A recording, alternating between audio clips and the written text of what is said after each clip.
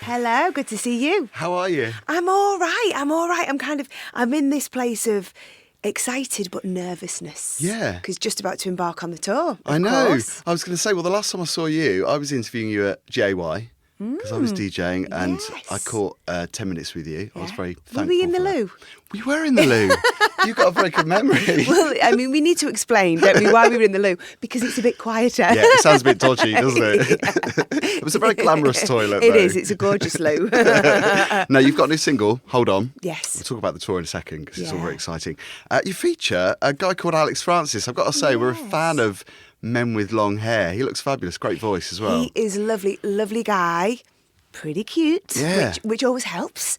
And the locks, those locks. Those locks and that voice. Yeah. Really soulful, really rocky, raspy, and I was very excited. His name kept cropping up. People kept mentioning him to me. And then someone sent me a link to his SoundCloud and I just fell in love with his voice.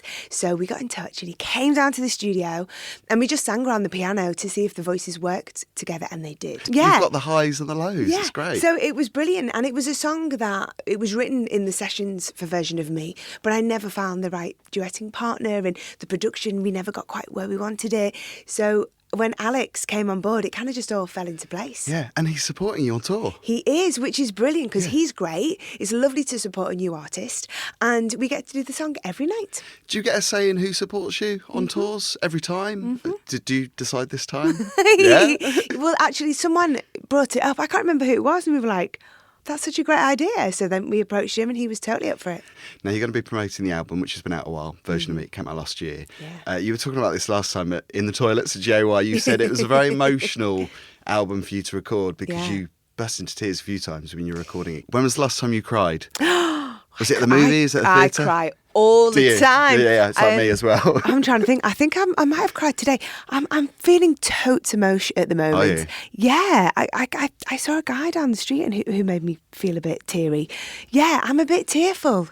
Wow, who was the guy? Was it someone, just busking or? It was a homeless guy, Yeah, which is I kind get of like that. understandable. You know what I mean? And you just, It makes me sad, and it makes me angry as well, you know, because I've worked with The Big Issue for many, many years, and recently they celebrated an anniversary. I think it's about 20 years, or it might even be more. And, they wanted me to say a piece about it, and it was like, well happy anniversary, but it's a bit rubbish that we're still having to do it, you know. I know. So, it's one of those things, unfortunately, I don't think we're ever going to get rid of. We do our best, Yeah. I think, to try and help. Now, we loved the single Anymore. Yes. There's a line which I keep thinking about in that song. I hear the music, but I can't dance. Yeah. I was going to ask you, actually, if it's a reference to some of the stuff you've done before musically, whether it's maybe about music that you haven't really felt like you have with this album, maybe so much. Controversial. Like it's a really personal thing. I think with the new album, maybe it might be a really personal thing. Yeah, do you know what? There's been the tiniest moments in my career when I've been like, I'm not feeling this. But generally, I'm really proud of everything I've done. And at the time, it's been really right. You know, I've always kind of tried to do, the honest thing. And every artist goes through that too.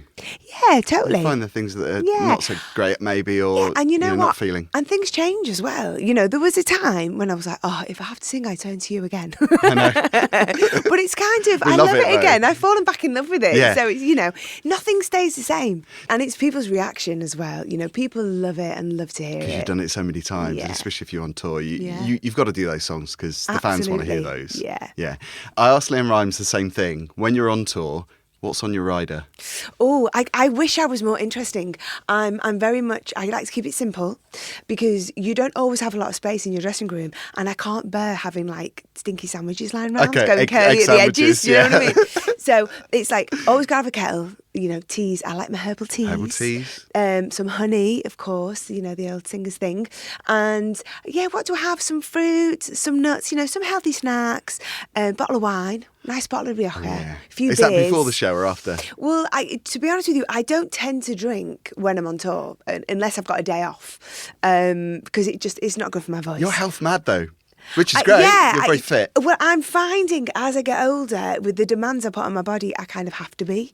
But it's good. I like feeling, healthy and fit and strong. Yeah. So you're not demanding. You're not a diva. I'm not a diva. When it comes to your either. I'm not a diva by any stretch of the imagination. I need to be more diva. For such a superstar, I think you're entitled. I need to find my inner diva. Yeah. So what is the most demanding thing that you've ever requested? Have you ever requested? Even back in the Spice Girls days, did you request anything that maybe was a little bit over the top? Gosh, I'm clutching at straws. I can't think of anything. I mean, you're going to love this. This is brilliant. Something just popped into my head. Okay, so when we were promoting the last Spice Girls album, so that was Forever, wasn't it? Was it Forever?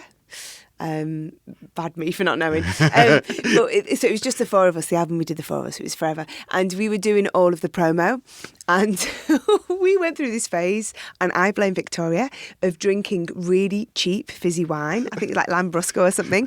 So we used to send people down to the Co-op to get this cheap old wine to get us through all the interviews. I love it. Now, we know you love Madonna. Yes. You said many a time in interviews that you have been inspired by her. Would you say that she's the one artist that you've been inspired by the most in your career? Definitely. As a solo star too? Yeah, because I think I discovered her at a really important time in my life. And it was seeing her actually at Live Aid, gosh, in like 1984, I think it was. That just a little switch clicked in me, and I thought, wow, because it was the first time I'd seen her do something live. And then when she did... so it was the Blonde Ambition tour. So that was 1990, I think. And it was just everything. Because, I mean, I know we don't see as much of Madonna now as we did, obviously, in those days. And she was, or we do. She's got a lot of competition there now, hasn't she? Yeah. But, you know, kind of when she was really just ruling the world. And that show, it was just... perfection. Yeah. You know, from the choreography and, you know, and she's a great dancer, you know, vocally, and Nikki and Donna, her backing singers, and the costumes and the set. And I mean, I'd never seen anything like that. And she just blew my mind, and it really inspired me. Does she still blow your mind now? I think she's still an incredible performer. Yeah, absolutely. I think... It's so hard, isn't it? But, you know, I'm a woman of a certain age in the music industry, and things change. I think she's a pioneer. You know, evolve, though, don't you, as you get older? Yeah, absolutely. You have to change, I think. I was going to ask you about Jodie Harsh. Yes. Drag superstar Jodie Harsh, who's internationally everywhere DJing, he is putting parties on. Yeah. You worked with Jodie Harsh on an EP, we did which we love. We supported that. There's some great songs on that EP. Would you ever do that again? Would you work with another drag superstar? I'm thinking RuPaul, maybe. Oh, wow.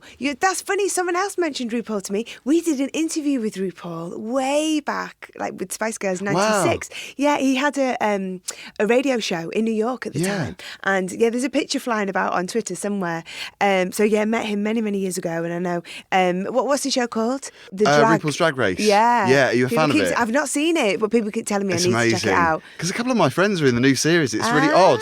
And that's really awkward because there's Charlie Hydes and Peppermint, who I know. Who do you vote for if you've got two people in the contestants lineup? You may have to abstain. Got to be impartial, I think. Well, you know, I did Sink the Pink a few weeks ago. Yes. Which was... They're fabulous. Amazing. Oh, wow. I was so pleased I did it. And the thing that I will take away from that night, I mean, the effort and the creativity that goes into everybody's outfits. It's hard work, isn't it? But you know what I loved? It was how inclusive it was.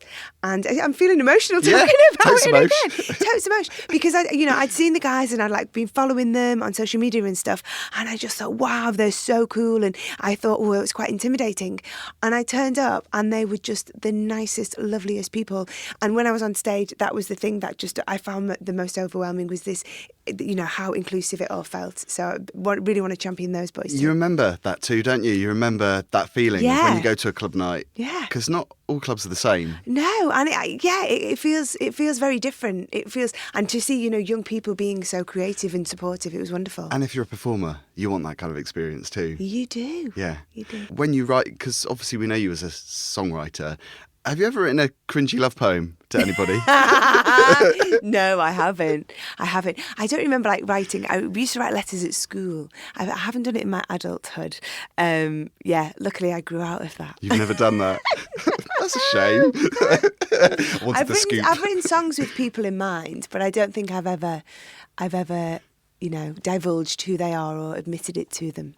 And we have to say congratulations on your involvement in London's March for women too, Yeah. for gender equality. That was superb. Annie Lennox was there. Oh, it was amazing. Bianca Yeah. Jagger. I mean, it was an incredible day. It was wonderful. And again, really, really moving. And I was very proud. And it was lovely to be asked as well. We sang Respect. I sang with Natasha Bedingfield, Vivi Brown, Kate Nash, and Priya Kalidis. And so David Arnold had asked me to come along and take part. And I was like, yeah, that sounds great. I'd love to do it. And they went, okay, the song's Respect. And I was like, whoa, whoa, whoa, whoa, whoa. Pressure. You can't sing Aretha Franklin. What are you talking about? But he'd recorded a fantastic version, and it was, again, really inclusive. Everyone got involved. So that was a wonderful day. What a fantastic selection of women too. A real diverse, really powerful diverse mixture of women. And it was lovely to see Annie Lennox. I've not seen her for years, and we grabbed a little 5-minute chat. And again, she's another one of my heroes. I'm so inspired by her. Because I was going to quickly, I know we haven't got a lot of time, I was going to quickly ask you about doing boy drag, because we mentioned RuPaul and the drag artists like Jodie Harsh. Have you ever considered doing boy drag? Because Annie Lennox did it back in the 80s. No, I haven't. Lady Gaga Shirley obviously has Manson done it. springs to mind. Yeah. I think she's maybe done a video like that too. It's not something I've considered. People may argue I spent most of my 90s in boy drag. Been there, done it. But I do love the androgyny thing. That's something I always kind of reference when I'm looking at, when working on the album, because I don't see myself as a girly girl, but I don't think I'm a real tomboy either. I think it's this kind of, feeling strong but feminine, It's fantastic to see you again. Lovely to see you. Looking so great, as always. Thank you. Good luck with the new single. Not that you need it, Thank because you. the album's been Oh, phenomenal. we always need it. It's And the just tour. nice. Yeah, thank you. Looking very forward much. to see you out there. You were fantastic at JY. Did you enjoy that? Thank you. I did. It feels like ages ago now. Yeah, it was doesn't only it? a few months back, ago. but yeah, it was a great night. Yeah. So we're looking forward to seeing you on tour. Good luck with it all. Good to see you, Mel. Thank you so much. See you.